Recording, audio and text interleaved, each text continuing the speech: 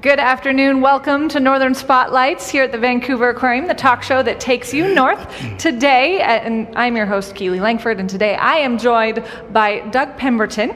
He worked here at the Vancouver Aquarium for 19 years. A pretty good history, Doug. Thanks for having me. Yeah, glad to have you here. But notably, you went up to the Arctic with the Vancouver Aquarium in 1994. Now, I was kind of excited to hear about this trip because we have, over the course of Northern Spotlights, heard a lot about people who've been going up to the Arctic over the past few years. Mm-hmm. But I feel that you had a very different experience in 1994. We had a very different experience. This is one of the first trips just after the Arctic Gallery opened up here at the aquarium. And we went up with a team of people. We had 3 goals that we wanted to accomplish. One of them was to try and get the government to fund some long-term research into marine life in the Arctic. The other one was to start an aquarium, build an aquarium, a tank, in the high school in Iqaluit. Oh. And the third one was to start up a marine biology course at the high school in Pond Inlet. So how many locations did you visit up north? We were in Iqaluit and in Pond Inlet. Pond Inlet. Yeah. All right. That is a fairly encompassing trip. How much time did you have to do all of those things?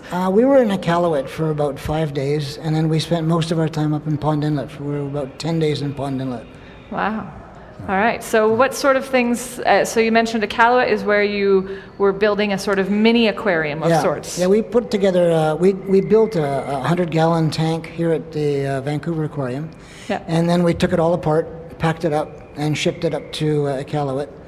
And we shipped all this stuff up about 2 months before, so that when we got there, it was going to be there. And then we spent a couple of days putting it together, and we got some of the townspeople together and put all the water in it. Then we went diving and collected specimens and made a tank out of it. And it was quite a nice tank.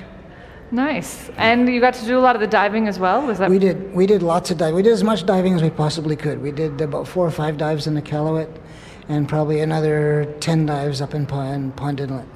All right. And so Pond Inlet is where you connected with the high school up there? That's it. Okay.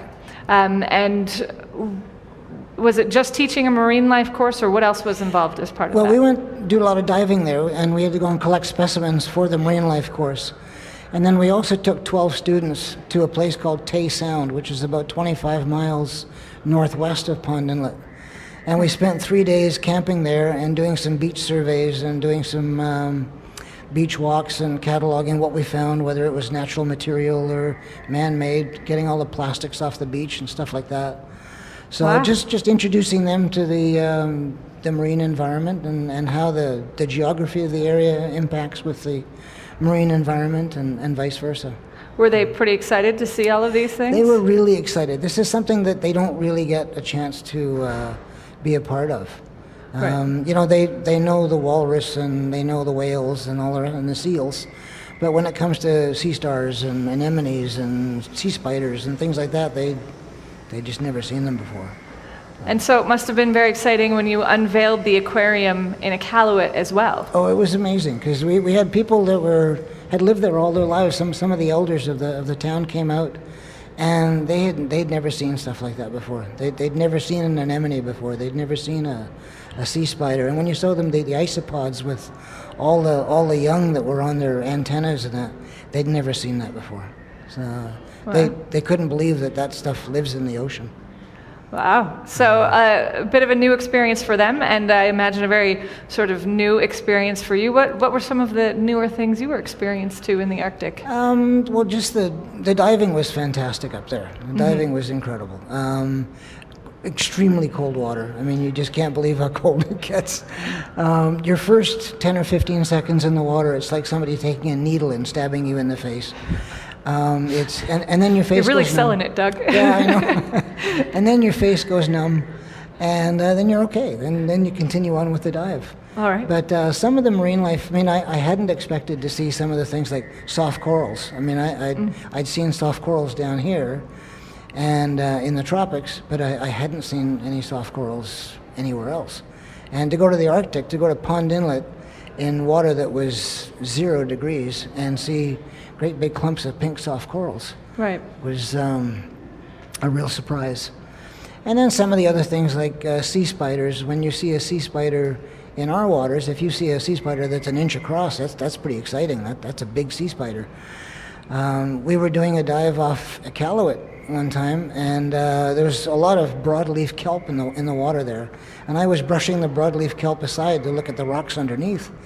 And Mark Graham, who was my buddy at the time, was pointing wildly at my right-hand side, and I'm looking over, and I couldn't see anything. I didn't know what he was talking about. Yeah.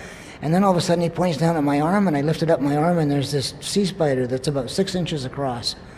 A huge thing on my arm, and my first thought was, boy, I sure hope it doesn't bite. I sure hope it can't bite. But And it didn't bite. It didn't bite. You're safe. Yeah. Huh. And but it was huge, and we saw several of them. We saw lots of them. So. That does sound pretty exciting. Yeah. Discovering life underneath the waters. And Oh yeah, there was a lot more life there than I ever thought there was going to be. It was full of life. Oh, amazing. Yeah. And as for your time spent on land as well, I imagine that was a little bit of a different experience for you. What was most remarkable about any of that? The Arctic is a all-encompassing thing. I mean, it's the people, the culture, the customs, the wildlife, the ice-scapes, the landscapes.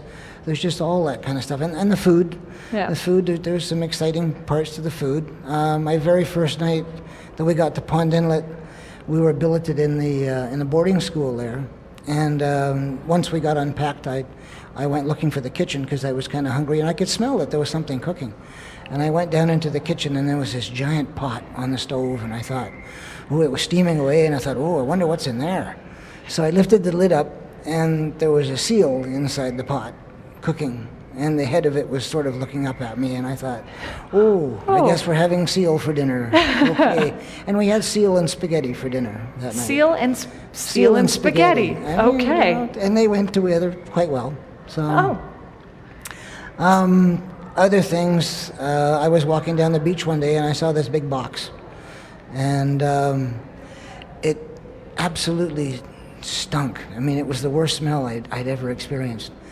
And there was a bunch of people standing around it, and I'm looking at it, and there's these big chunks of meat in there. Oh, there they are, yeah. Big chunks of meat in there, and they had kind of a greenish tinge to them. And these men are standing around, and they're all looking at this stuff, and I thought, oh, something went bad, and they're going to have to throw it out. That's too bad. That's awful. And I went up and I started talking. I said, so what's this? And they said, it's iguanak. Oh. And I said, oh, iguanak, great. What's iguanak? And they said, oh, walrus. Oh. And I said, oh, it's too bad what happened to it. You know, it went bad, and now you have to throw it away. And they said, no, it's good. And I thought, no, it doesn't smell good at all. But one of them, bent down and hacked off a bit and started eating it. And I thought, oh, okay. And I said, so what does it taste like? And he said, do you want to try it? And I said, well, I'm pretty adventuresome. I'll try anything once. And so he said, okay, you won't like it. So I said, oh, okay, I won't like it. So he cut off a little tiny piece and he gave it to me, and I popped it in my mouth, and he was 100% correct. You didn't really, like it? It was, it's every bad taste you can imagine. It's like blue cheese, buttermilk, and other stuff all wrapped into one. It was quite horrible. Very acidic, very strong. So yeah, no, it was not. So you didn't give it a second try? Well, actually they said it's better with barbecue sauce, and the Inuit are big on barbecue sauce, so they put barbecue sauce on just about everything. And so he I think gave we have me a photo. Yeah, there you go with barbecue sauce with the in the barbecue bottom sauce corner there.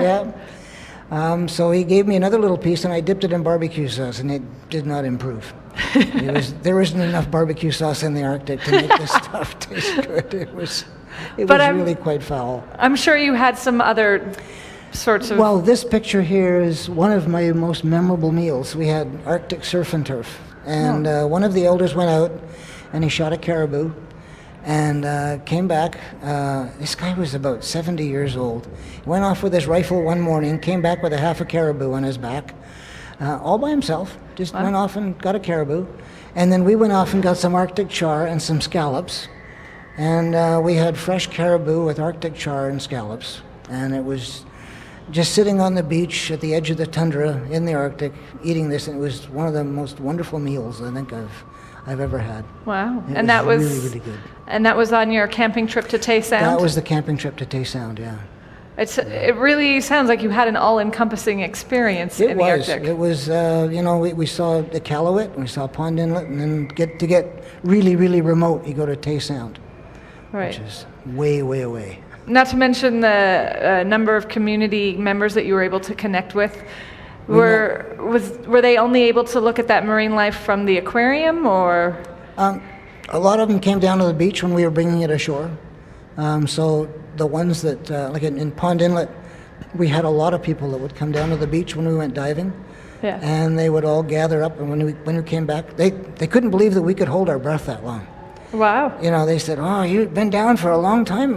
How you hold your breath for that long?" Well, you don't. This is, So we went through all the dive gear and explained how that worked, and they were pretty fascinated by that you could actually take your air with you, and you could breathe underwater. But they were always there. There was always a crowd there when we got back to the beach with our goodies. So. It sounds overall like a fairly memorable experience. Is there any particular aspect about it that really stuck out for you? It was just the whole thing about the Arctic and how the people and the cultures and their customs and how they work with the Arctic, how they are a part of the Arctic and the Arctic is a part of them, and how they all get along and how they can make it all work like that. It's that really strikes home, because here we're so spoiled by everything we have, and we can have anything we want anytime we want it. Yeah. And up there, they have a limited supply of things, and they have to do with what they have. So that struck me. And that's certainly something that a lot of our team members seem to have picked up a little bit on as well, as they've made their travels up to the Arctic. So it's very exciting to hear from the first aquarium trip that went up. It really helps encompass all the other stories that we've heard through Northern Spotlights here at the Vancouver Aquarium. So thank you very much again, Doug, for joining us. Oh, you're very welcome. Thanks for having me. And I enjoyed hearing about your experiences. It was a very different sort of trip that we've heard about from other Northern Spotlight adventures. But of course, if you have not yet joined us before, take a look on the YouTube channel for other Northern Spotlight interviews to hear a little bit of the updates of what our early teams were able to accomplish towards the research that the Vancouver Aquarium is able to take part in up north today. So we thank you again, everyone, for joining us as part of Northern Spotlights, and we hope to see you again soon. If you'd like more information about the kind of research and work we've done up in the Arctic as well, you can visit our website, vanaqua.org. We need our north. But thanks again so much, everyone, for joining us, and have a fantastic rest of your day. Thank you.